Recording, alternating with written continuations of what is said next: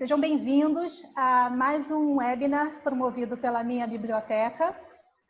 Hoje vamos trazer a experiência do Grupo Selma no atendimento à comunidade acadêmica e às exigências do MEC. A Minha Biblioteca tem o prazer de promover esse webinar porque nós somos uma plataforma digital com o maior e mais completo conteúdo de e-books publicados pelas principais editoras acadêmicas do país e utilizada para compor a bibliografia dos cursos de graduação e pós-graduação das instituições de ensino superior. Para esse encontro, vamos contar com a participação das bibliotecárias Gleice Mello, da Universidade Selma, e Ruana Amaral, do Centro de Ensino Unificado do Piauí, e do professor e advogado especialista em Direito Educacional, Murilo Ângeli dos Santos. Mais uma vez, agradeço o Grupo Selma pela parceria, aos nossos palestrantes pela confiança e generosidade em compartilhar suas experiências e todos vocês que nos prestigiam. Passo agora a palavra para a Gleice. Boa tarde a todos, eu me chamo Gleice, como fui apresentada pela Gisele, sou bibliotecária da rede de bibliotecas do Grupo Selma, e hoje eu estou aqui juntamente com a Ruana, representando a equipe de bibliotecários do Grupo Selma, que hoje, atualmente, ela é gerenciada pela bibliotecária Daniela Cursi, que por motivo de licença médica ela não pôde estar conosco hoje, mas vamos ter aqui também participando a nossa equipe de bibliotecários, que é a Verônica e a Marinda, no chat, respondendo os questionamentos. E também a nossa bibliotecária, que eu não posso deixar de descrever aqui a nossa equipe, que é responsável por todos os avanços que temos alcançados até aqui. A bibliotecária Michele, que está de licença maternidade, os bibliotecários Silvério, no Pará, por uma das instituições, e a bibliotecária Claudinha, da unidade do Tocantins.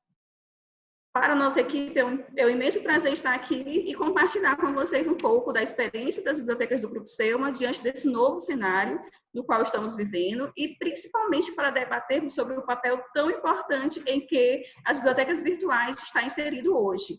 Eu agradeço em nome da equipe do Grupo Selma o convite da minha biblioteca, agradeço a Gisele e agradeço a toda a equipe da minha biblioteca. Eu espero que nesse momento nós tenhamos boas trocas de informações, juntamente com a bibliotecária Ruana, que vai apresentar e falar um pouco das estratégias usadas pelas bibliotecas do grupo para sobreviver esse novo cenário que é a pandemia. Tá? A gente vai iniciar o compartilhamento da nossa apresentação.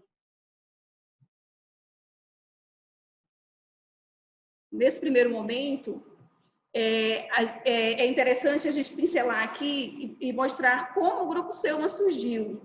O Grupo Selma hoje, ele é formado ele está adentrado em 4 estados, formado por 5 instituições. A sua primeira instituição, ela surgiu em 1990, que foi uma faculdade particular, chamada de Faculdade Selma. Hoje ela tem 5 campos, e em 1998, o Grupo Selma adentra dentro de Brasília, com mais uma instituição que é a Unieuro, com 2 campos. Em 1997, ela expande para o Pará, com mais uma instituição que é a FAMAIS.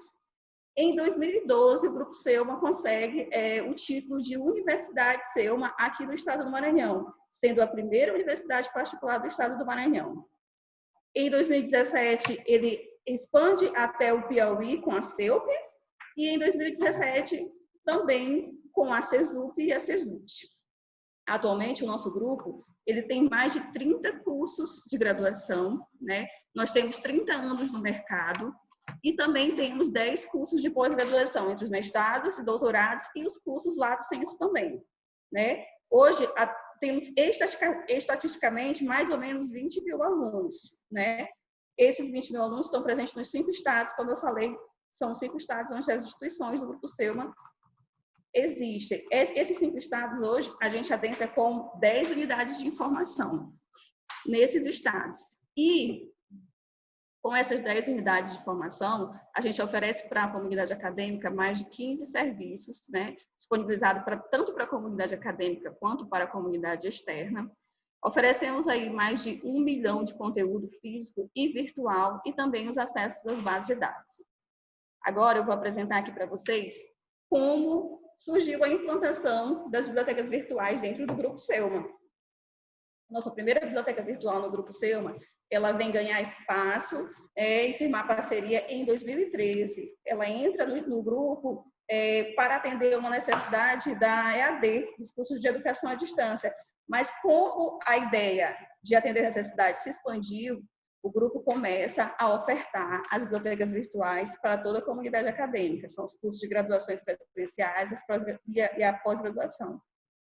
Quando, ao longo desse percurso de 2013, foram surgindo outras bibliotecas virtuais no mercado editorial e o Grupo Selma aderindo, né, a essa implantação dos e-books. E em 2017, o Grupo Selma firma parceria com a minha biblioteca, que hoje é a única plataforma de e-books do Grupo Selma. Mais à frente, eu trago para vocês e demonstro por que hoje, nesse cenário, é a única biblioteca virtual que temos de e-books, é a minha biblioteca. Todo esse cenário aqui, gente, é importante a gente informar que essa aquisição do acervo virtual, aderir aos e-books, tá? Nós estamos totalmente ligados aos setores que acompanham a biblioteca nas instituições do grupo, que é a assessoria de regulação, responsável pelos instrumentos, juntamente com a CPA, e as nossas reitorias e pró-reitoria. Por que hoje o acervo virtual é tão importante? Porque ele traz, além de trazer qualidade, né? Ele vem com o intuito de qualitativo, ele vem também com quantitativo no atendimento e nas necessidades informais de docentes e discentes. Além de atender também, né, gente, os padrões de qualidade do MEC, que hoje ele constitui uma análise de infraestrutura, de equipamentos, de cursos, são considerados, né, os seguintes indicadores, que é o acervo virtual, o acervo físico, informatizados, produtos e serviços, tá? Esse acervo virtual, ele traz uma imensa dimensão e vantagem dentro do Grupo Selma, né? Uma das vantagens que a gente vai apresentar aqui é o acervo virtual, ele possui, né, acesso 24 horas por dia, e em todos os dias, ele tem acesso remoto, acesso através de vários dispositivos, números limitados de pesquisas, livros e artigos científicos, atualizado e uma diversidade de conteúdo. O que isso também proporciona? O investimento do grupo, ele sobe, né? A diminuição do custo também decaiu, porque o que a gente fazia de aquisição de acervo físico em um ano, hoje a gente tem a aquisição de acervo físico equilibrada, né? E o investimento no acervo virtual que soma, e os dois caminham sincronizados, tá? Essa diversidade de conteúdo, essa interação de usuário com e-books, no qual liga o NDE, as coordenações de cursos, né? E automaticamente também professores discentes, né? Como que isso acontece? Acontece por meio das aquisições. Essas aquisições, como eu expliquei para vocês anteriormente, elas são analisadas juntamente com os setores envolvidos com a biblioteca, né? Estamos inteiramente envolvidos com a assessoria de regulação, pró-reitoria, reitorias e CPA.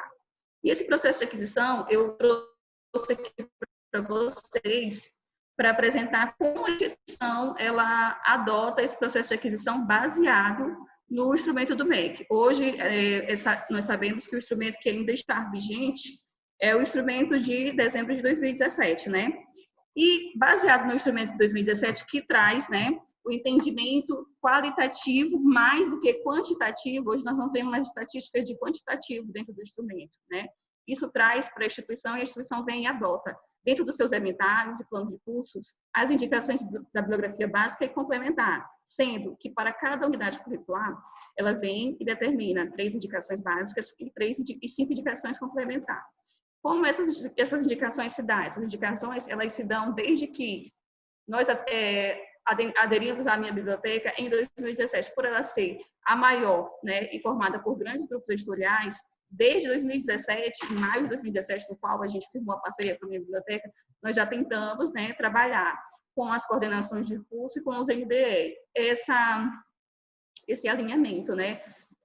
Indicar livros que tinha na biblioteca, que tem já na biblioteca virtual, dentro do inventário, no qual a instituição conseguia comprar um quantitativo de acervo físico, disponibilizar tanto na básica quanto na complementar o acesso físico, né, juntamente com o acesso virtual. Todas essas aquisições e essas indicações, elas só acontecem em conjunto, né, com o NDE, devido ao nosso relatório de adequabilidade, tá? Então, o NDE, ele vem aí trabalhar firmemente com a biblioteca, né, devido ao instrumento de 2017, assim como com as coordenações de curso. Essa compra do material bibliográfico, ela obedece rigorosamente às normas da instituição, também tem a questão dos cursos autorizados, né? Eu trouxe aqui para vocês mostrar mais ou menos como acontece esse fluxo dentro da nossa IES. Dentro da nossa IES, o percurso, né, da ligação de informação, de trabalho em conjunto da biblioteca, do núcleo docente estruturante e das coordenações de curso. Esse levantamento todo, vocês podem observar no contexto, no fluxo, como ele percorre até chegar às autorizações da mantenedora. Então, todas as 5 instituições do grupo, elas seguem o seu trâmite, cada instituição, né? Trabalhando com a IDE, coordenação de curso, com os professores. Após todo esse trâmite de indicações realinhado junto com a biblioteca, as solicitações de aquisição, elas são encaminhadas para a matriz do Grupo Selma, que é aqui no estado do Maranhão. Então, daqui, juntamente com a assessoria de regulação, que é o setor único do grupo, é que passa para ser autorizados os custos, a mantenedora e a vice-presidência do grupo.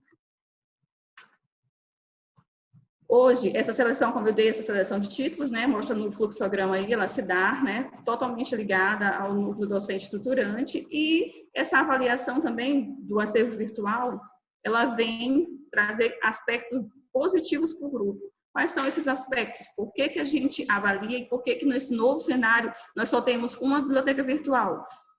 Apesar contabilizando também a redução de custo nesse novo cenário, a gente analisou, né, biblioteca, assessoria de regulação e pró-reitoria, qual a biblioteca, né,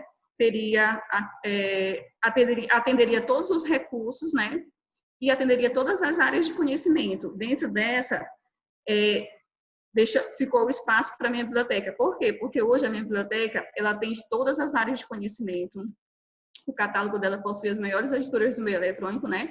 Como eu já falei, ela é formada por grandes grupos editoriais e eles estão também em constante atualização. Ou seja, temos casos aí de cursos como, exemplo, curso de Direito, curso de Contabilidade, e novas edições vão surgindo, né, no decorrer do ano, e essa atualização automaticamente ela já vem na biblioteca virtual e já sobe para ser disponibilizada na nossa comunidade acadêmica.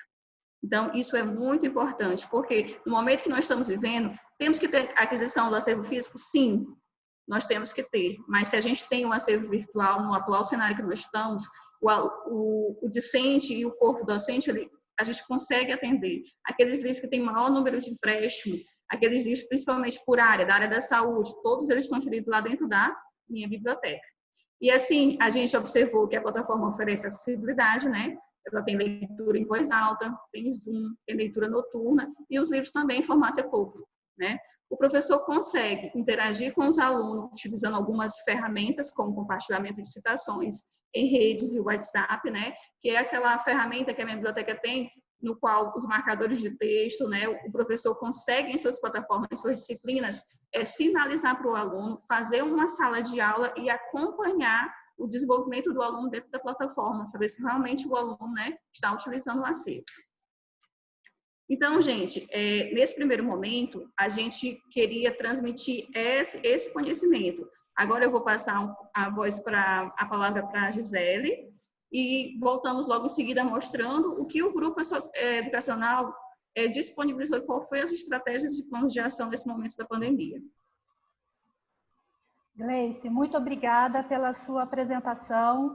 Realmente é fascinante ver como que a minha biblioteca ela atende às necessidades de um grupo tão grande, com uma comunidade acadêmica tão diversa. E, pegando esse gancho, eu já convido o professor Murilo, né, para fazer as considerações sobre o aspecto das exigências do MEC, no que diz respeito à bibliografia, né, e destacando os benefícios que a minha biblioteca traz para instituições tão grandes e relevantes dentro dos seus mercados. Professor Murilo.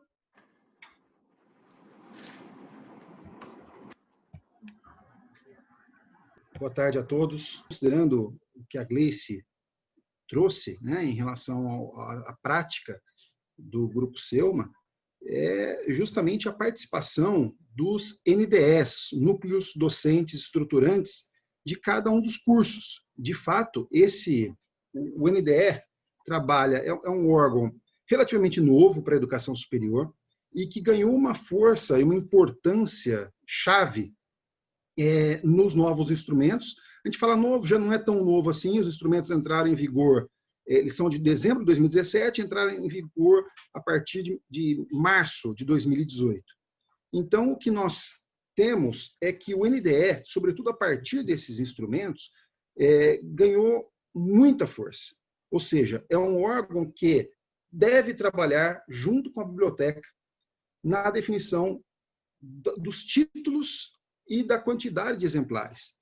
A Gleice também mostrou que eles têm uma planificação, né, a partir do próprio uso dos títulos, né, do grupo, pelos alunos, pela comunidade acadêmica do Grupo Selma. A Gleice mostrou o que eles fazem. Eles também trabalham com títulos impressos, juntamente com títulos virtuais. Isso não é uma obrigatoriedade, os instrumentos permitem que a instituição trabalhasse exclusivamente com títulos virtuais, isso é uma possibilidade. Porém, os instrumentos pedem que a instituição tenha um plano de contingência, né, para avaliação e para o gerenciamento do seu acervo. Ou seja, primeiro, a instituição tem que entender, analisar os dados que ela tem sobre os seus próprios estudantes, sobre a sua comunidade acadêmica. Entender a idade dos alunos, como se dá a busca por obras, quais as obras mais lidas, quais as obras menos lidas, e, inclusive, esse gerenciamento acaba facilitado quando você tem um acervo virtual, né, com relatório de utilização da sua comunidade acadêmica. A quantidade de consultas para uma mesma obra, a quantidade de obras consultadas, isso tudo faz com que a biblioteca tenha dados que possa tomar a decisão em relação à contingência. O trabalho também da CPA, Comissão Própria de Avaliação, é essencial, porque é justamente o órgão dentro da instituição responsável, claro, pela autoavaliação, porém, pela coleta de dados, né, que se tem dentro de uma instituição de educação superior. A CPA vai fornecer, por exemplo, idade do alunado, preferências do alunado, queixas e sugestões e tudo aquilo que o alunado tem, satisfações também do alunado, para que a tomada de decisão seja feita baseada em dados. Então, me parece que aquilo que o instrumento exige, né, aquilo que as normas educacionais exigem, segue bem feito de acordo com aquilo que a Gleice mostrou para a gente. Acho que, pensando no mundo que nós vivemos atualmente, em meio a uma pandemia, a um aumento muito grande, parece que já há quem diga que estamos numa segunda onda de aumento da pandemia, do coronavírus, é importante a gente ver que o plano de contingência, que antes da pandemia era um plano que deveria ser feito para aquele que não consegue acessar o acervo virtual, né? Aquele que tem dificuldade ou com a internet, ou com a própria preferência que se tem, ou com a própria plataforma. Então, toda a contingência que a instituição tinha agora passou a ser invertida, né? Porque o aluno dificilmente consegue chegar até a instituição, seja por proibições dos governos estaduais, municipais, por conta de transporte coletivo, por conta de acesso mesmo à instituição. Então, a presença do acervo virtual nas instituições passou a ser essencial para a operação continuar, né? Para a operação de cada instituição continuar. O que nós temos é a Lei 14.040 de 2020, que permitiu que as instituições não precisassem cumprir os 200 dias letivos, né?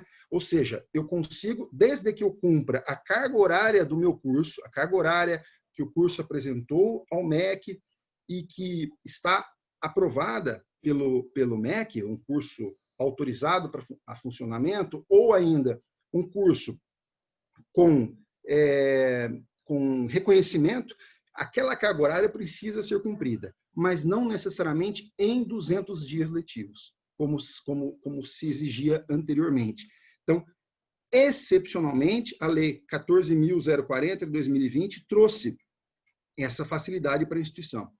E aí, nós temos uma situação de que, com as aulas remotas, como a portaria 544 de 2020 do MEC autorizou, as instituições acabam precisando fazer com que o acesso aos conteúdos seja por meio de livros virtuais, de livros digitais. Então, o formato que a Gleice mostra em relação às estratégias gerenciais do acervo para o Grupo Selma estão absolutamente dentro dessa normativa, tanto anteriormente à pandemia, quanto durante a pandemia. Então, o que a gente consegue considerar é que agora não temos muita opção, né? O formato digital, ele acaba sendo o principal para a gente conseguir lecionar e conseguir trabalhar, os professores conseguirem trabalhar e os alunos estudarem. Lembrando uma coisa, o que o instrumento pede, e isso independentemente de momento de pandemia ou não, é que a instituição ofereça solução de apoio à leitura, ao estudo e aprendizagem. Uma preocupação que se tem, em geral, é que alguns professores possam utilizar um material próprio, isso é sempre bem-vindo, porém, um material que esteja desvinculado da bibliografia básica e também complementar que está prevista, que está informada para o Ministério da Educação e para o INEP.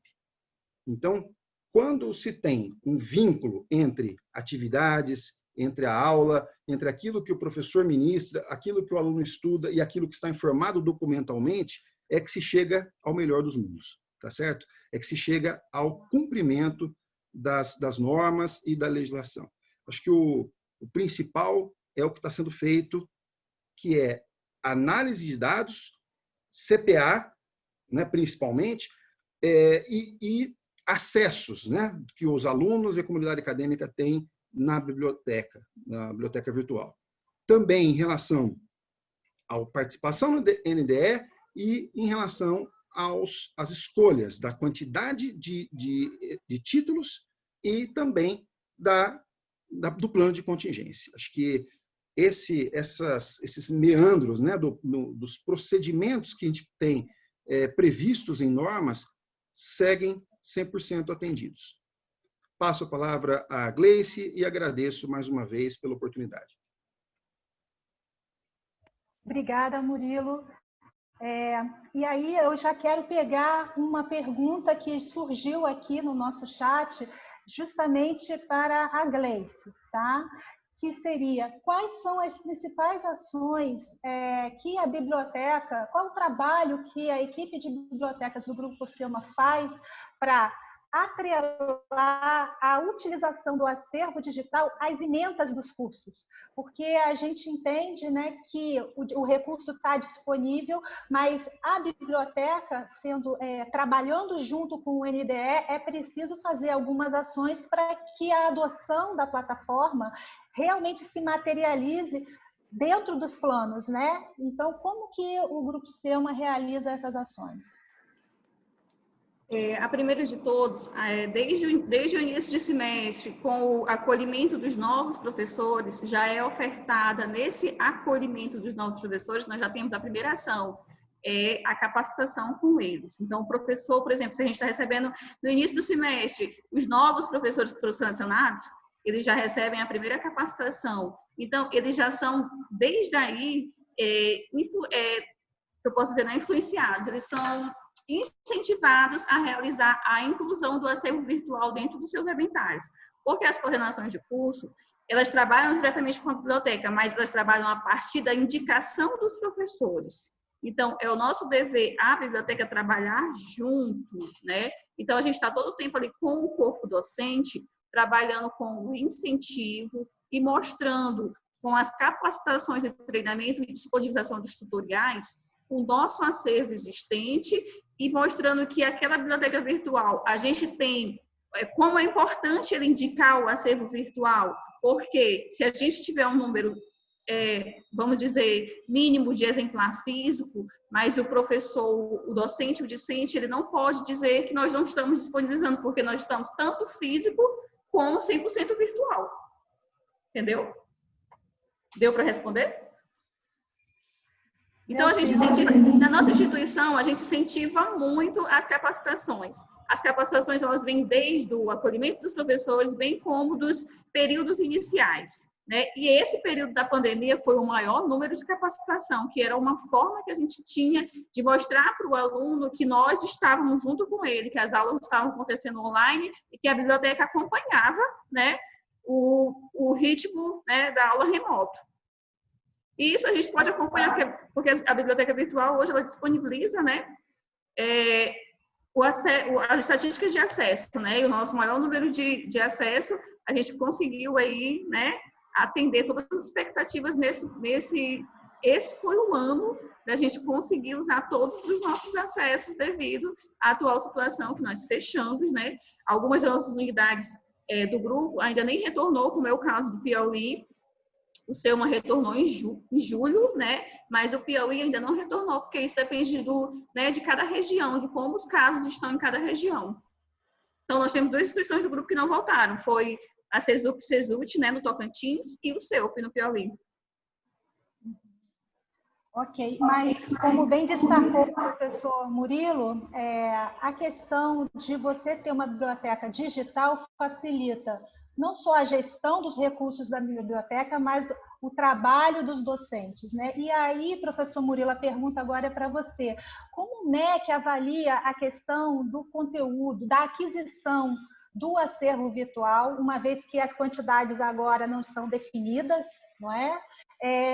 Como que ele avalia as emendas, o acervo físico e o engajamento, a questão das atividades realizadas a partir da disponibilidade da minha biblioteca dentro da instituição? Então, Gisele, o que o Ministério da Educação, por meio do INEP, claro, faz, e os avaliadores têm a instrução para fazer, é verificar a evidência de que a norma é cumprida, tá certo? Então, o que se espera é que, quando uma bibliografia é considerada básica por uma instituição, é que, se o próprio nome diz, né, se ela é básica, ela precisa ser conhecida e precisa ser lida, estudada pelos alunos, né? Então, a base de toda a matéria, se está indicada como bibliografia básica, ela precisa que o aluno, que a comunidade acadêmica tenha acesso a isso, não é? Então, o que existe, pensando nos novos instrumentos, é, sobretudo, uma liberdade muito grande para as instituições, né? Uma liberdade para que cada uma ofereça o máximo possível de qualidade dentro daquilo que a instituição pode oferecer, que ela consegue oferecer, mas o máximo possível de qualidade para o seu corpo discente e docente. Então, quando você tem... Quando a gente fala em plano de contingência, é para que a operação, né, para que o ensino e a aprendizagem não parem. Então, é por isso que sempre deve haver a preocupação com a contingência. Quando a gente fala da participação do núcleo docente estruturante, é justamente um grupo de professores que vai ser responsável para que as obras indicadas sejam sempre lidas e, de fato, estudadas. Quando o indicador do instrumento de avaliação de cursos 3.6 e 3.7 alerta para a solução de apoio à leitura, estudo e aprendizagem, o que se quer é que o professor ofereça, não é, meios, que a instituição também ofereça meios para se alcançar a aprendizagem, para que se alcance o estudo por meio daquelas obras que a instituição indicou. Em nenhum momento existe, por previsão normativa, uma exigência de um título, ou de 2 títulos, ou de 3 títulos, como havia antigamente. Também não há exigência em quantidade de exemplares referentes a cada um desses títulos. Agora, quem define isso é a instituição, sempre baseada em dados, né? Sempre baseada na quantidade de vagas que ela solicitou, sempre baseada nas preferências dos seus alunos, nas características dos seus alunos e professores, né? Então, quando isso acontece, quando aquilo que está indicado como bibliografia básica, aquilo que está indicado como bibliografia complementar é oferecido para a comunidade acadêmica, e quando o professor em sala de aula trabalha, direciona, né, os seus estudantes para estudarem via esse referencial teórico, tudo está perfeito. Como ele faz é algo que pertence à instituição. A instituição é livre para escolher, para decidir quais os meios que ela deve utilizar, como ela deve fazer isso. O importante é que a bibliografia, que os livros sejam lidos. Ok. Então, Murilo, surgiu uma pergunta aqui no chat da Denise Filomena. Ela pergunta como fica a instituição quando uma obra é retirada da plataforma e essa obra ela constava na bibliografia enviada ao MEC? Então, a instituição deve substituir a obra. Não é natural que isso aconteça. Tem alguns autores que fazem a obra e, por diversos motivos, eles não querem mais que a obra esteja oferecida em formato virtual. Ou ainda, um autor que cria uma obra e depois ele vem a falecer, ele vem a adoecer, ele perde o interesse em atualizar essa obra. E uma das exigências é que justamente o NDE identifique obras que estejam desatualizadas. Então, vou pegar aqui um exemplo, né? Uma disciplina de marketing, que é muito comum nos cursos de administração, mas também existem outros cursos, né? Especialmente contábeis e tecnológicos diversos na área de gestão. Uma disciplina de marketing, obras antigas, obras que estejam 5 anos defasadas em relação à data da edição, elas não fazem mais sentido. Hoje, o marketing que se fazia 5 anos atrás não é o mesmo que se faz hoje. O marketing digital ganhou muito mais força, as redes sociais ganharam muito mais força. Então, isso, quem tem que avaliar é o NDE. O NDE, inclusive, assina um relatório de adequação da biblioteca. Se a obra é muito importante para o curso, é uma obra clássica, é uma obra antiga, sim, editada, sabe-se lá, em 1970, mas é uma obra clássica, fundamental, obra-chave para a minha disciplina. Ótimo, muito bem-vinda essa obra. Então, se ela não é disponível no virtual, que seja oferecida impressa, né? Se essa obra for fornecida nos dois formatos, melhor ainda. Eu atendo todas as demandas. Uma obra dessa, por exemplo, nesse momento de pandemia, a Gleice trouxe que lá no Piauí a instituição está fechada. Então, como o aluno teria acesso? Então, é importante, esse professor vai ter que se adaptar, o NDE vai acompanhar isso e verificar se a obra precisa ser substituída nesse semestre por outra obra, se a obra pode ser mantida, mas outras obras trabalhadas excepcionalmente e não essa obra em relação ao momento de pandemia. Agora, assim que a pandemia acabar, e esperamos que seja o mais rápido possível, que vier a vacina, enfim, assim que essa situação excepcional acontecer, essa obra, então, ela volta à utilização. O PPC e o referencial teórico é algo vivo, né? E o NDE existe justamente para isso, para fazer esse acompanhamento e oferecer para os estudantes, a partir de indicações dos próprios professores, as obras mais atualizadas possível. Perfeito, Murilo. Não, realmente, quando a gente pensa no processo de formação, né, é sempre esse conceito de estar vivo, de você estar sempre olhando para novos saberes e ter uma plataforma que ela atualiza, né, novas obras vão entrando, então isso realmente apoia a instituição como um todo. E aí, antes de eu chamar a Ruana para ela demonstrar o trabalho, né, de atendimento que é realizado para a comunidade acadêmica, eu queria dar alguns avisos. Um deles é que todos os participantes que se inscreveram nesse webinar vão receber o certificado em no máximo 10 dias e que a gravação desse webinar ficará disponível no canal do YouTube da minha biblioteca. Eu vou compartilhar aqui o link, não só do YouTube, mas também nas nossas redes sociais, para vocês ficarem sempre por dentro das novidades. Então, agora eu chamo a Ruana para que ela possa apresentar todo o trabalho que a equipe de bibliotecários da rede de bibliotecas do Grupo Selma tem feito para justamente apoiar os docentes e os alunos. Boa tarde, obrigada pelo convite. Mais uma vez, Gisele, como a Gisele falou, eu sou Ruana, sou bibliotecária da Faculdade CEUP, aqui no Piauí. Nós vamos agora falar um pouquinho, eu vou compartilhar a tela, falar um pouquinho sobre as mudanças que a equipe de bibliotecários que nós tivemos que provocar nas nossas bibliotecas e, consequentemente, nos nossos usuários para se adaptar a esse momento, né, que estamos vivendo, que são de pandemia. Primeiro, eu vou falar um pouquinho sobre como nós trabalhávamos e depois sobre como nós passamos a fazer. Nossos serviços eram oferecidos, em sua maioria, presencialmente, ou seja, para os alunos utilizar, ele precisava ir até o ambiente da biblioteca, né, o espaço físico da biblioteca para solicitar. A nossa educação do usuário, ela também era feita de uma maneira tradicional. As capacitações, na sua maioria, eram de forma presencial. No início do ano, a gente estava já colocando algumas capacitações online, mas de uma maneira muito tímida. O nosso marketing, antes da pandemia, era um marketing feito basicamente dentro da instituição, utilizando folder, banner, cartazes, onde a gente colocava nos murais da biblioteca, no espaço interno da instituição, né, nos murais internos da instituição.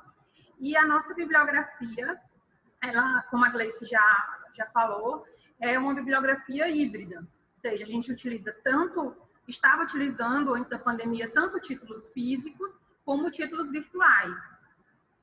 E com a pandemia, né, com a pandemia, nós tivemos que, todos nós, toda a sociedade foi pega de surpresa, e nós tivemos que nos adaptar a essa nova realidade.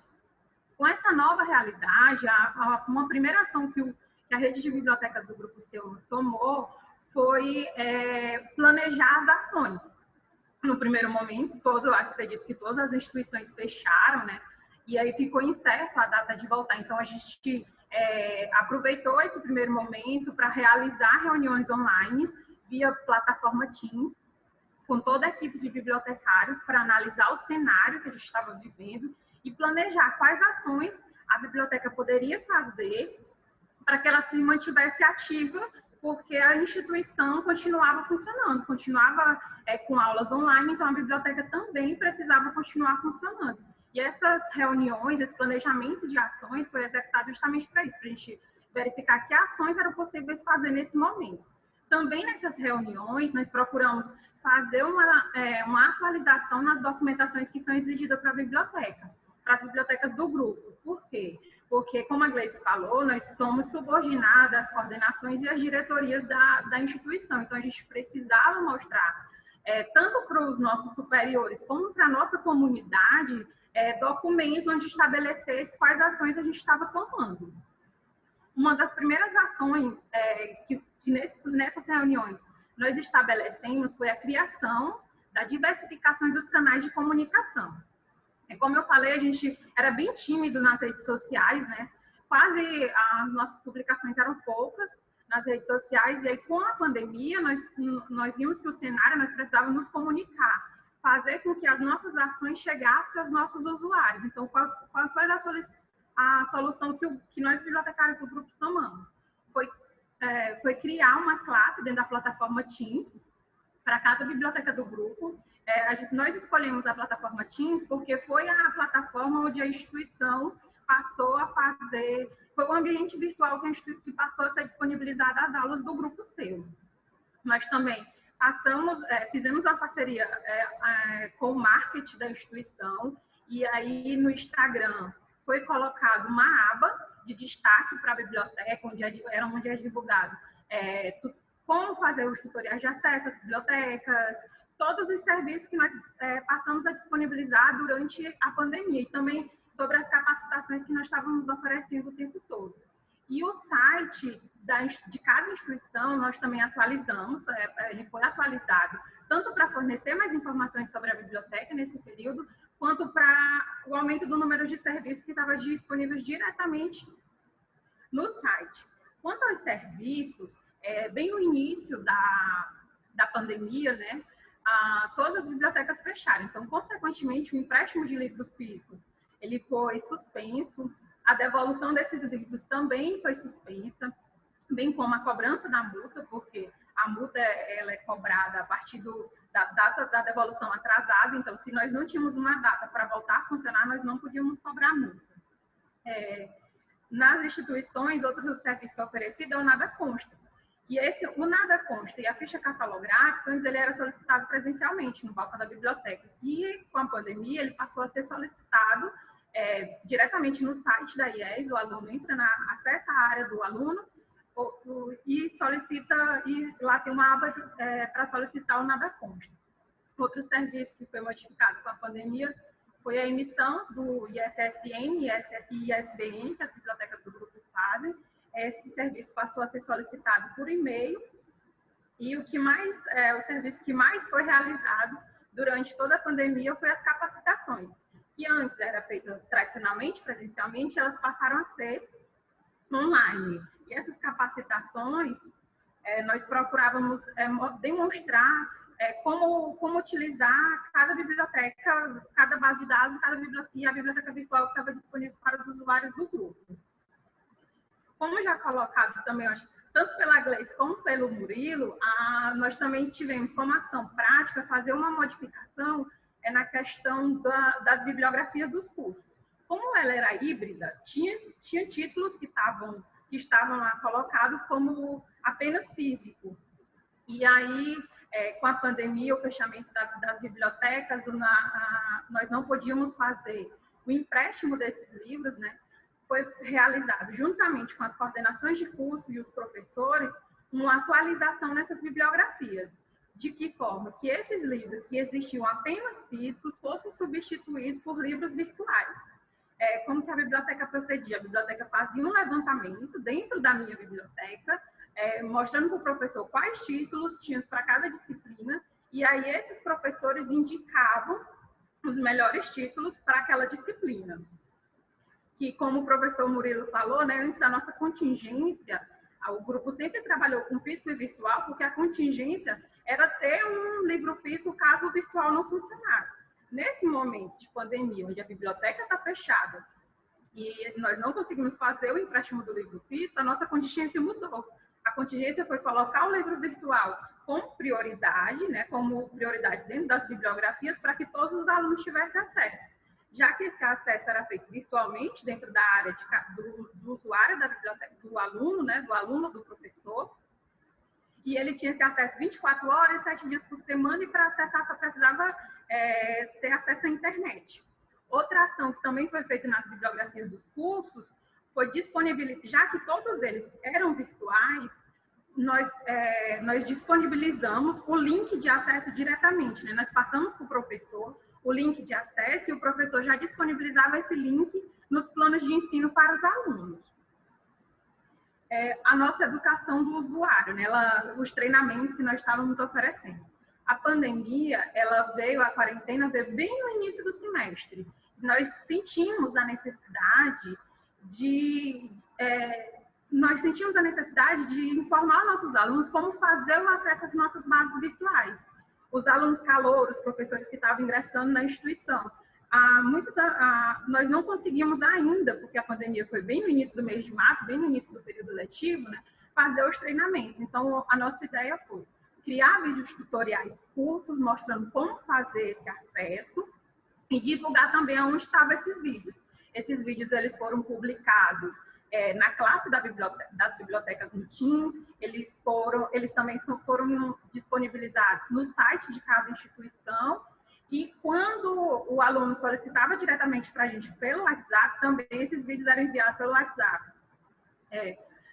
No primeiro momento, nós procuramos mostrar como era o acesso às bibliotecas virtuais, né, as bases de dados virtuais que o Grupo Selma assina. Com esse acesso feito, nós percebemos que os alunos, que os nossos usuários, às vezes não entendiam para qual é a função de cada base daquela que estava dentro da área virtual deles. Porque nós temos base de periódicos, a minha biblioteca para livros, nós temos base de normas técnicas. Então, nós sentimos a necessidade também de oferecer treinamentos onde a gente não só queria fornecer aquela ferramenta, mas também mostrar como utilizar aquela ferramenta de uma maneira prática, né? De uma maneira que ele pudesse auxiliar o ensino em sala de aula. Então, nós procuramos... a minha biblioteca foi parceira da gente em muitos treinamentos, né? Esses treinamentos a gente procurava focar para professor e para os alunos. Quando o treinamento era focado para os professores, a gente procurava, pedia para o palestrante da minha biblioteca mostrar como o professor podia utilizar algumas ferramentas, no caso aqui no slide está até mostrando, né, cartões de estudo, blocos de anotação, realce, como o professor podia utilizar esses instrumentos que está disponível na base para auxiliar na sala de aula. Outra coisa que a gente também pedia para que fosse colocado é a questão do compartilhamento, que o próprio professor podia compartilhar diretamente da minha biblioteca para um grupo específico de aluno ou para toda a turma. E quando ele era voltado para o aluno, nós pedíamos que fosse mostrado mais como o aluno podia pesquisar nesse livro, pesquisar os capítulos, como fazer o realce, né?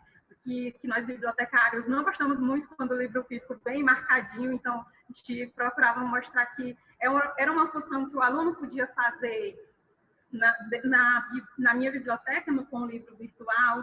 Também podia mostrar um recurso que eu acho muito interessante, que é o flashcard, que são, você pode fazer como se ele fosse um joguinho, né, de memorização. Então, a gente, quando ofertava esses treinamentos para os usuários, a gente procurava mostrar essas funcionalidades. Por quê? Porque a gente tinha uma resistência, eu acho que toda biblioteca tem, né, uma resistência ao título virtual. Os alunos, os usuários, na sua grande maioria, eles sempre dizem que tem a preferência pelo título físico. Então, com a pandemia, eles não tinham mais essa opção.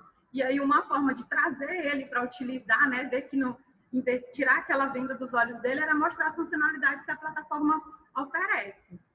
Nós também, além dos treinamentos nas bases que nós assinávamos, nós procuramos oferecer capacitações, mostrando gerenciador bibliográfico que estava disponível gratuitamente para todas as pessoas e onde eles pudessem facilitar na pesquisa, que eu boto no slide alguns dos treinamentos que nós oferecemos em parceria com alguns facilitadores. E, além dos treinamentos, das capacitações, também foi percebido pelo grupo a necessidade do aluno ter um atendimento com a biblioteca. Então, foi criado também no Teams e também por e-mail e por WhatsApp um atendimento com o aluno, onde ele, pelo Teams é feito um chat, né? Ele faz um agendamento, então a gente marca um horário e aí é feito um atendimento ao vivo com o aluno, né? Online com o aluno. E aí, nesse atendimento, nós fazemos levantamento bibliográfico, orientamos quanto à utilização de normas técnicas. Então, para tentar servir o aluno e se manter vivo, né? Se manter presente na instituição, mesmo de uma forma remota, nós, enquanto bibliotecários do Grupo Selma, nós fizemos essas ações que eu estou mostrando para vocês. Assim, por último, né, assim, falar também sobre que, com o afrouxamento das medidas de isolamento social, as bibliotecas do grupo, algumas já tiveram, como falado também anteriormente, algumas já tiveram a permissão para voltar a funcionar. Não é meu caso, ainda estou trabalhando de maneira remota, né? Meus alunos, meus usuários ainda não estão vindo até a biblioteca, mas todas as bibliotecas do grupo se prepararam com as medidas de segurança.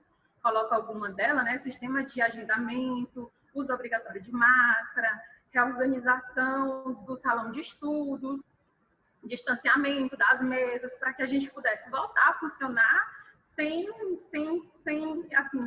pudesse voltar a funcionar sem ter nenhum risco, né? Então, todas as bibliotecas, mesmo as que não estão funcionando ainda, já estão só esperando o governo autorizar para a gente poder funcionar.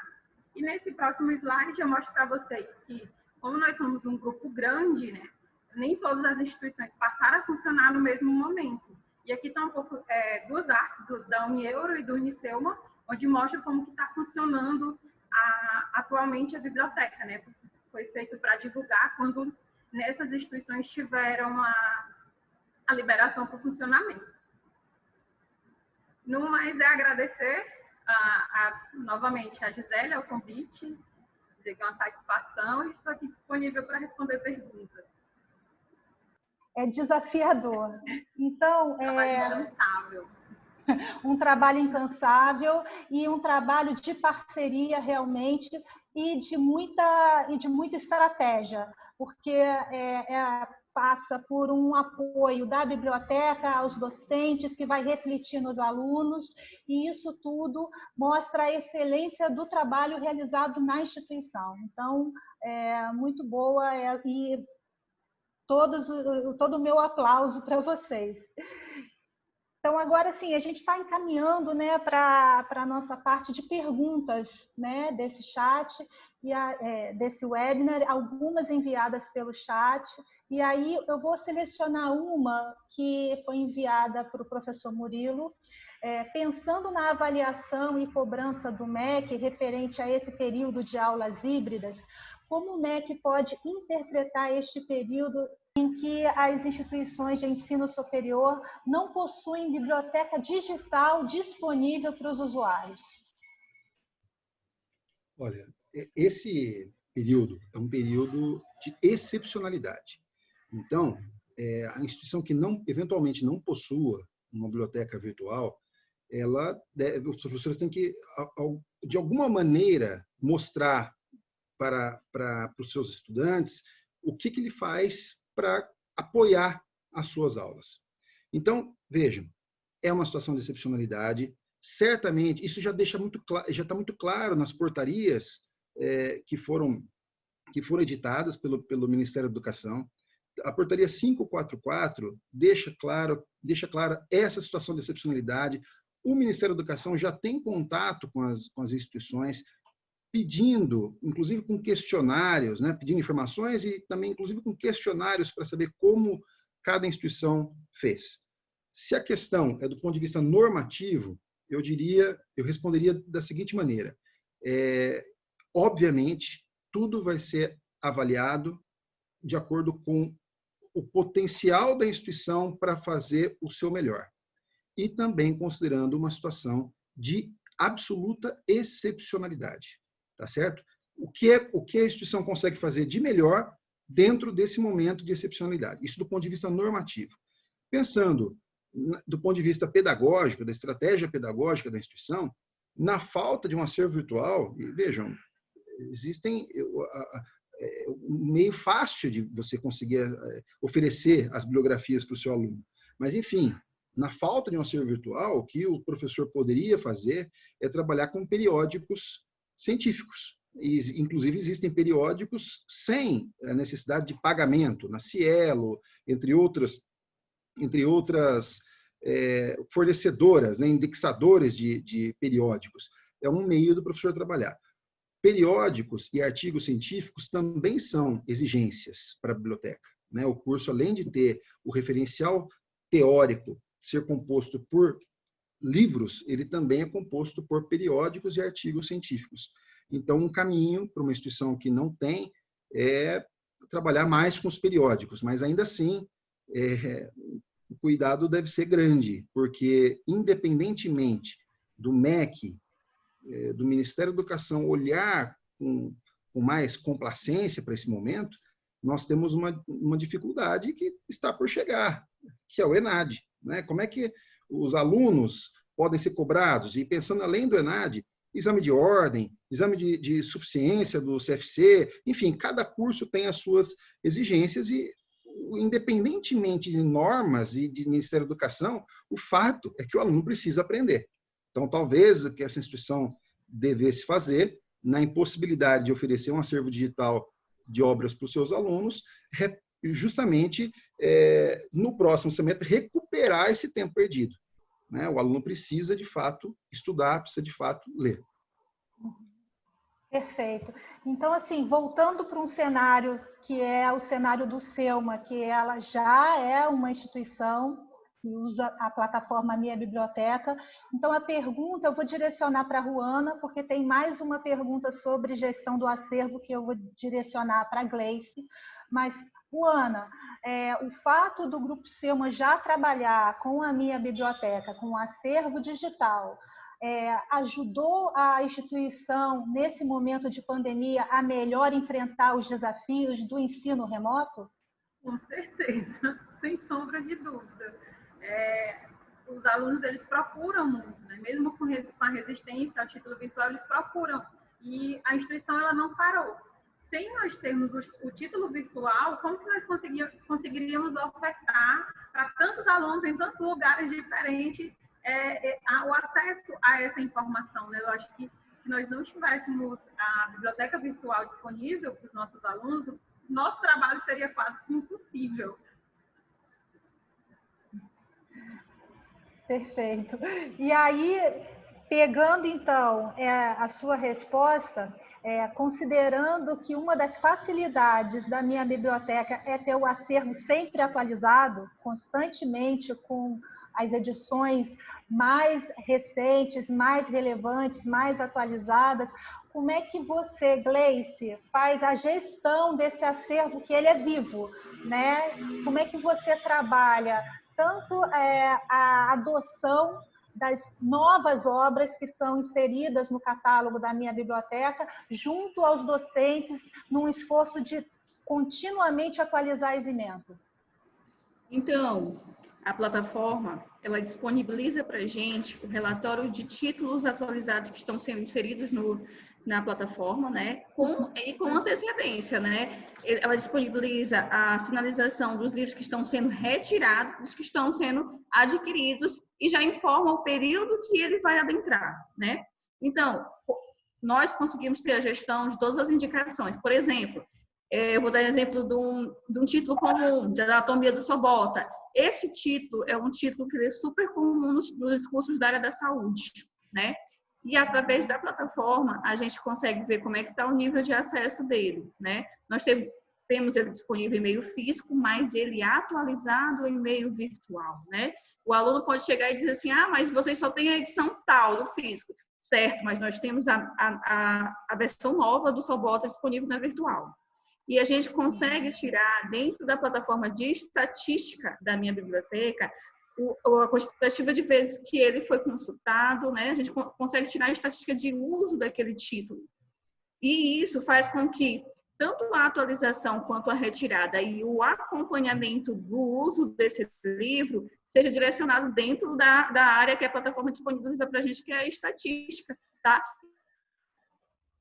Relatório de atualização, a gente dispara para as coordenações, né, de curso que tem aquele título indicado, tá? Porque a biblioteca ela consegue ter o controle. Nós somos um grupo que a gente está aderindo agora ao software PERGO. Mesmo assim, a nossa direção já preparava a gente a trabalhar com essa administração de atualização, né? Eu acho muito interessante porque eu adentrei no Grupo Selma mais ou menos uns 9, 7 anos. Eu acho que tem mais ou menos isso. Então, eu já vim de outras instituições. E aqui a gente passa a conhecer tanto o título, né? Que aquilo ali é muito comum. Quando a gente recebe a informação de retirada e a atualização, nós já sabemos até quais são os cursos que estão utilizando aquela bibliografia. E isso é de forma unificada, porque a direção das bibliotecas do grupo, ela acompanha, né, o levantamento de cada curso. E hoje, a Pró-Reitoria e Assessoria de Regulação do Grupo Selma, ela já adaptou a unificação dessas matrizes. Então, o meu curso de odontologia tem a mesma matriz do curso de odontologia da Ruana, tem a mesma matriz do curso de odontologia da Unieuro, entendeu? Então, nós sabemos quais são os títulos que são indicados. Tá? Todas as bibliotecárias sabem do grupo. Então, a atualização, quando chega, a minha biblioteca dispara para a gente e a gente já vai entrando em contato. Vocês viram? A biblioteca já adquiriu o título, né? Aquele título específico, e a gente já sai disparando os informativos para nossas coordenações de curso. Perfeito. Quando você fala que tem uma gestão unificada, eu entendo que a excelência do ensino, ela consegue acontecer independente de qual unidade do Grupo Selma ela esteja sendo realizada, né? Porque esse trabalho de revisão de emendas para sempre adotar as edições mais recentes, fazendo uma gestão unificada e, como disse o Murilo, com dados, com métricas de acesso à obra, de leitura, facilita muito o trabalho de vocês. E aí, como a gente está falando de um assunto que é a unificação da gestão, né, a pergunta que eu tenho é para o Murilo. Murilo, recentemente diversas portarias, né, têm sido publicadas referente ao início, à retomada das aulas presenciais. E aí, como que você vê essa questão se a gente tem uma instituição como o Grupo Selma em que realidades regionais, né, precisam ser consideradas? Então, Angela, é ótima a sua pergunta, porque nesse momento nós temos uma dificuldade muito grande até de compreensão do que essas inúmeras portarias trouxeram. Houve também um certo deslize ali, posso dizer, do Ministério da Educação, que fez uma portaria e alguns dias depois uma outra portaria, alterando alguns trechos da portaria anterior. Então, de fato, o mais importante, como a lei citada, né, a Lei 14.040 de 2020, permitiu que todas as instituições pudessem trabalhar com menos dias letivos do que os 200 que eram exigidos. Posteriormente a isso, essa mesma legislação fez com que o CNE, Conselho Nacional de Educação, estabelecesse as diretrizes reguladoras, orientadoras desse período pandêmico. Foi o que o CNE fez. Ele fez um parecer sobre o caso e depois a resolução que ele propôs, né, foi homologada pelo ministro da Educação. O documento é a resolução, quem quiser marcar e depois pesquisar, é um documento público aberto, é a resolução CNE-CP número 2 de 2020. CNE, Conselho Nacional de Educação, CP é o Conselho Pleno, né? Então, essa resolução não diz respeito apenas à educação superior, mas também à educação básica. Então, o Conselho Pleno é a reunião das duas câmaras do Conselho Nacional de Educação, que então se juntaram para fazer as diretrizes nacionais. Então, isso que você trouxe foi considerado nessa resolução. Essa resolução estabelece que, para efeitos de aulas remotas, né, ou seja, um curso que é presencial, seja educação básica ou da superior, um curso que é presencial, que foi pensado presencialmente, que tem um projeto pedagógico de curso pensando nele presencial, ele pode sim, excepcionalmente, ter aulas não presenciais, né, consideradas para os fins de cumprimento da carga horária e cumprimento dos dias letivos. Então, o que o próprio Conselho Nacional de Educação fez foi estabelecer diretrizes bem abertas, permitindo muita coisa durante esse período e também considerando que isso só deve acontecer enquanto houverem restrições. Restrições maiores em alguns municípios, alguns estados, ou menores, estão permitidas. Tá certo? Isso que é importante. Em relação às portarias, a portaria 1030 de 2020 foi uma portaria que veio e assustou todo mundo quando ela veio, porque o ministro disse o seguinte, né, na portaria 1030, olha, as aulas presenciais devem ser retomadas agora, no início do semestre letivo de 2021. Isso assustou todas as instituições, mas espera aí, como? Né? Então, o exemplo do próprio Grupo Selma, como fazer esse retorno no Piauí? Será que em janeiro, fevereiro, essas aulas presenciais poderão voltar a acontecer? Então, de fato, é impossível o ministro estabelecer uma norma top-down, assim, né, do governo federal lá em Brasília, para todo o Brasil, dizendo agora tem que voltar presencial. E essa portaria teve um outro probleminha técnico, que é o seguinte: olha, as tecnologias de informação e comunicação, as chamadas TICs, né, elas só podem ser usadas em caráter excepcional. Não, isso é um problema técnico, porque nós temos no próprio instrumento de avaliação as TICs, né, as tecnologias de informação e comunicação, como exigência para cursos presenciais e, obviamente, a distância também. A distância, além das TICs, ainda tem o AVA, né? Então, essa portaria tinha vários problemas. Imediatamente houve uma reação das instituições públicas, privadas, enfim, e o ministro, então, fez a portaria 1038, que, em verdade, ela só atualiza, né? Ela corrige os problemas da portaria 1030. Então, a portaria que vale ainda é a 1030, com as correções da portaria 1038. Então, nessa portaria, ele ainda deu um prazo para o retorno às aulas presenciais, que é o mês de março. Né? Então, diferentemente do que saiu na imprensa, o prazo não é até o final da pandemia, até porque, como que a gente estabelece? Olha, até hoje tinha pandemia, a partir de amanhã não tem mais. Isso não é um marco temporal tão óbvio assim, né? Então, o que existe na medida em que as aulas puderem voltar, que esse retorno seja gradual, que esse retorno obedeça um protocolo de biossegurança, tanto o protocolo estabelecido pelo MEC, quanto os inúmeros protocolos que cada estado, cada município exige, né? Então, eu vi a preocupação da Ruana para falar das capacitações que eles fazem, já estabelecendo as regras da própria instituição, mas é óbvio que a instituição tem que seguir tudo isso a partir de um retorno gradual às aulas, não a partir de um momento X. Então, a partir de 1º de março, volta tudo. A não ser que nós tivermos uma situação de vacinação e que, de fato, a população esteja imunizada. Na medida que tiver qualquer insegurança, não é possível esse retorno. Então, o que está errado.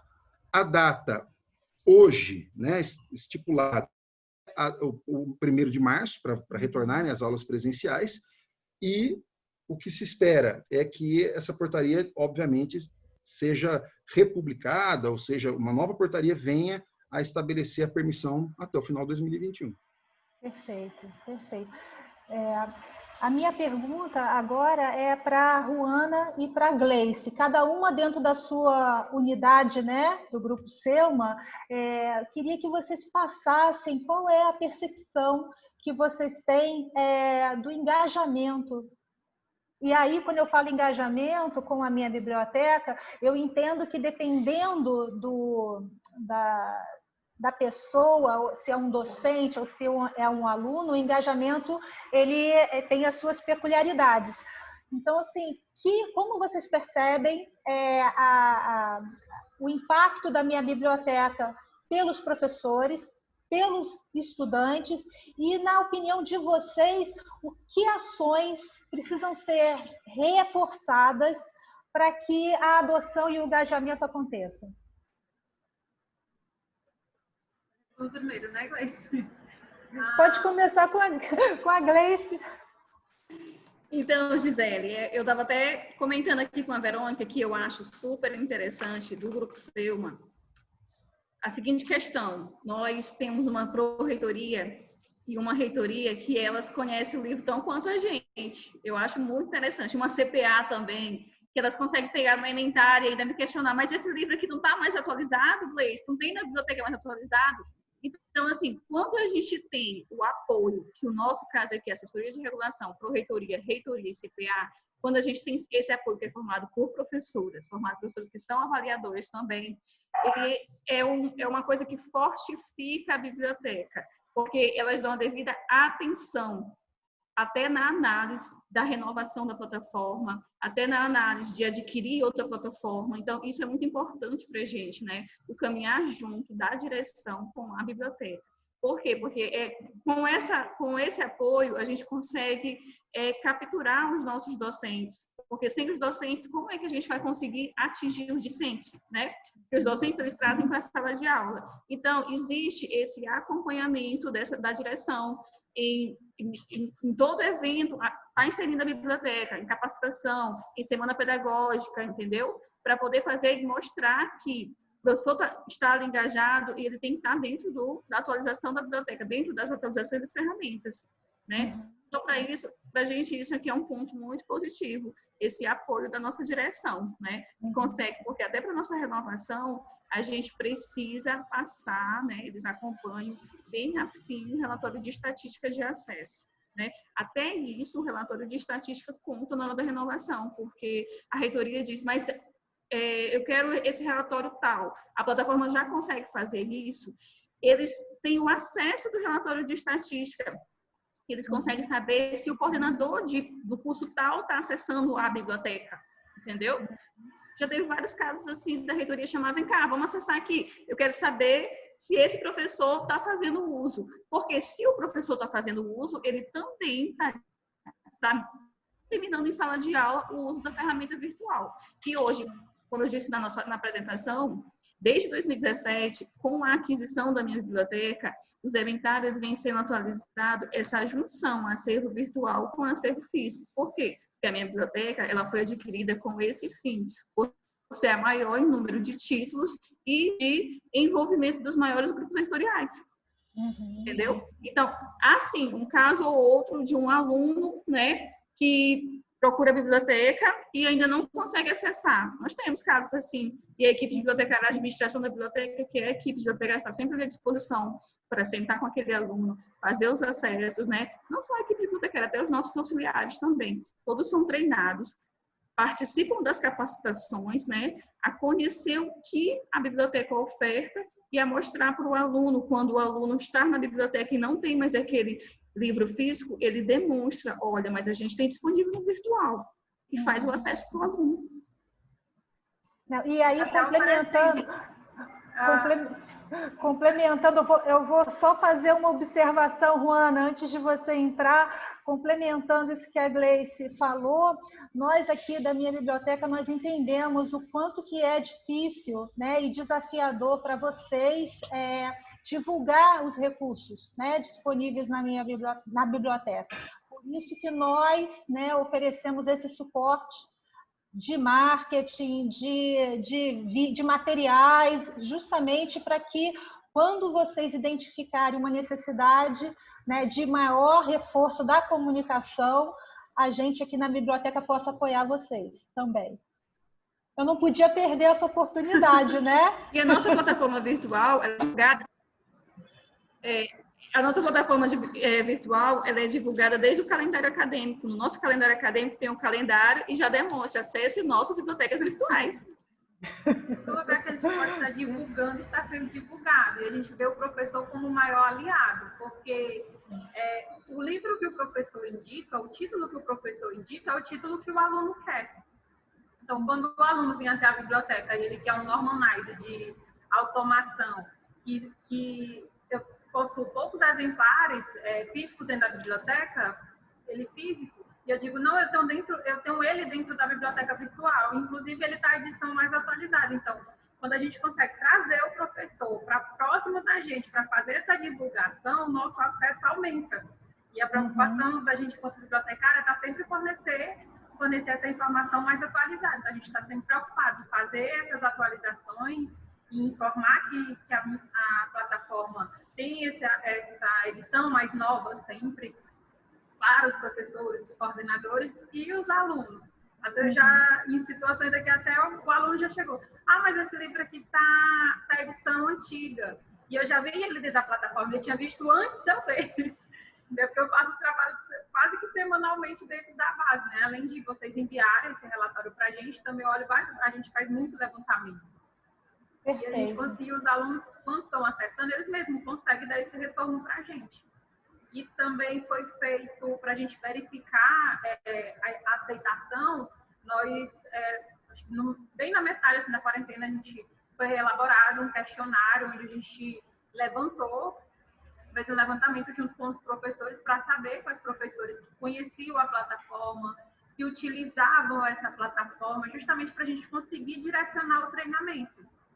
Os treinamentos que eram oferecidos, né, para conseguir ofertar melhor o treinamento, né, direcionar melhor o foco do treinamento. Ok.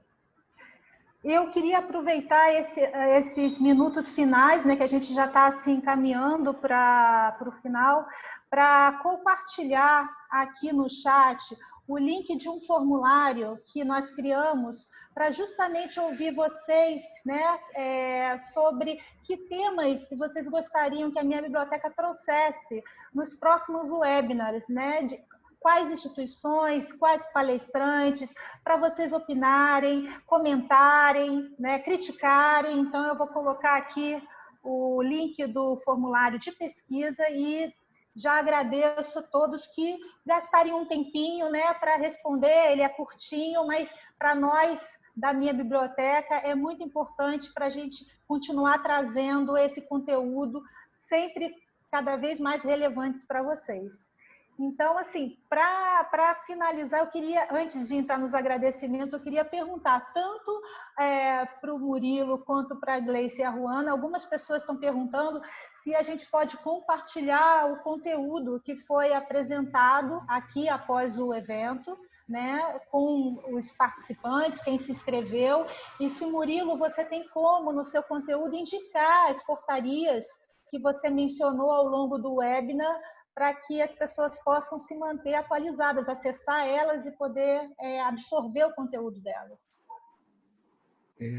Eu posso sim mandar um link para vocês, mas existem vários disponíveis na internet. Se você pesquisar no Google, Portaria MEC, número 1030/2020, se ela não estiver atualizada com a Portaria 1038, acho que é bom dar uma olhadinha na 1038 também. Então, Portaria MEC 1030/2020, Portaria MEC 1038/2020. Acho que tem muitos órgãos que fazem, desde dessas associações de mantenedoras, oferecem, e também a própria imprensa oficial. Então, não tem, é de fácil acesso, são públicas e de fácil acesso. Eu acho que é menos pela dificuldade e mais pelo volume, né, de portarias que são lançadas. Então, assim, qual é que é a última, qual é a mais, comparo com qual, né? Então, eu acho que é mais um tutorial de começa com essa, avalia, vai para essa, para as pessoas efetivamente entenderem qual é a última, né? E o que mudou. Não é fácil mesmo, viu, Gisele? Porque saem muitas portarias, a própria numeração, ela começa no 1, né, em cada ano. Então, veja, são 1030 portarias que o MEC fez até agora, e você tem, claro, nem todas são para as instituições, são para as instituições de educação superior, muitas são para a educação básica também, algumas são portarias que não dizem respeito às instituições, mas ainda assim, são muitas portarias, e o que deixa as pessoas mais confusas, eu que pesquiso sobre o direito educacional, muitas vezes eu tenho que ter esse cuidado de olhar todas mesmo, porque senão você acaba se confundindo, porque você tem as portarias já revogadas ainda no ar, né? Em sites, inclusive, oficiais. Então, se você simplesmente pesquisar um tema e a primeira portaria que vem para você tomar como a última, como a portaria em vigor, você pode, sem dúvida, errar. Né? Você pega uma portaria como a 1030, não atualizada ainda com o conteúdo da 1038, você fala assim, não, essa é atualizadíssima, dezembro de 2020, está atualizadíssima. E já não está, porque dias depois, acho que 5 dias depois, a portaria 1038 já mudou a 1030 severamente. Então, realmente não é fácil para acompanhar essa quantidade de normas. Né? E não é só o MEC publicar normas. Eu citei para vocês também o Conselho Nacional de Educação, que veio com a resolução das diretrizes nacionais, né, orientadoras para o período de pandemia. Então, não é fácil mesmo acompanhar, mas sim, todas as que eu citei aqui, eu posso, de repente, fazer uma lista para que vocês divulguem nos sites de vocês, no YouTube, nas redes sociais, não tem problema, legal. Isso com certeza vai ser muito valioso. Então, eu quero já agradecer a vocês, palestrantes, a toda a direção do Grupo Selma, não apenas a coordenação das bibliotecas, mas a direção do Grupo Selma, pela confiança, a vocês, né, por aceitarem o convite da minha biblioteca, né, a quem está nos assistindo. E aí eu vou aproveitar e compartilhar aqui no chat as redes sociais da minha biblioteca, e quem quiser saber mais sobre a plataforma, né, nós estamos à disposição pelo e-mail atendimento@minhabiblioteca.com.br e todas as nossas redes sociais, onde a gente constantemente posta as novidades, seja do catálogo, seja dos nossos eventos. Então, eu convido a todos para nos acompanhar e, mais uma vez, obrigada. Eu vou passar a palavra, então, para a Gleice, seguida de Ruana e finalizando com o Murilo. Então, pessoal, nós que agradecemos, né, o convite da minha biblioteca, essa parceria, a confiança. Esperamos estar juntos novamente em um outro momento. E agora que foi nossa primeira live, né, Ruana? Junto à minha biblioteca. Então, essa foi a primeira de muitas que virão, tá? Então, eu agradeço o convite, desejo sucesso. Nós estamos aqui. A parceria de vocês é fundamental, principalmente nesse novo cenário que nós estamos vivendo. E aí, complementando um pouquinho mais sobre a questão do acervo virtual, como nós já trabalhamos com acervo virtual e já tínhamos a biblioteca desde 2017, foi o que nos salvou na pandemia, né? Foi o que nos disse assim, nós estamos aqui, estamos juntos, não estamos presentes fisicamente, mas estamos aqui todo o tempo conectados online. Se não fosse um acervo virtual, o que seríamos de nós nesse momento? Entendeu? Então, nós caminhamos junto com os professores, junto com os docentes, né? Com o apoio aí da minha biblioteca, que ofertamos aí mais de 20 treinamentos nesse período. Esse foi o ano que a gente bateu o recorde de treinamento e capacitação na rede de bibliotecas. Tá? Obrigada, Gisele, obrigada, professor Migo. Um abraço, já desejo que já está, né?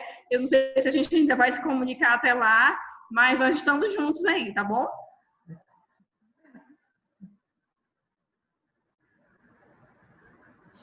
A Gleice já falou muito, né? É só agradecer mesmo o convite, falar que a biblioteca, reforçar, né, que a minha biblioteca é uma parceira muito importante da rede de bibliotecas do Grupo Selma. Sem ela, a gente estaria em um apuro muito grande, e agradecer o convite. E até mais. Também agradeço. Para mim foi um prazer conversar com vocês.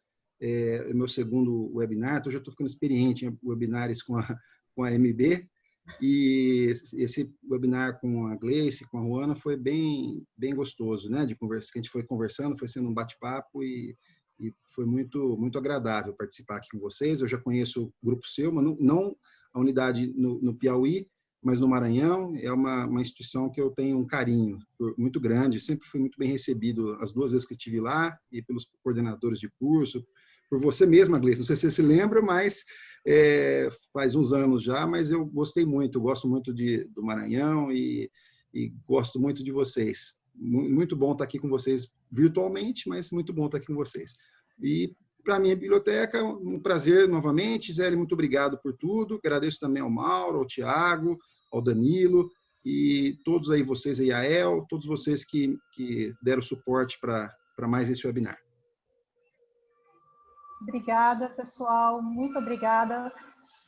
Foi um ano muito desafiador mesmo, então só esse trabalho de parceria, de confiança, né, para a gente poder superar os desafios e que 2021 venha, né, que a gente está junto para superar qualquer dificuldade que seja, pelo menos nas questões de acervo, de acesso, né, contem com a minha biblioteca. Obrigada, boas festas, feliz ano novo.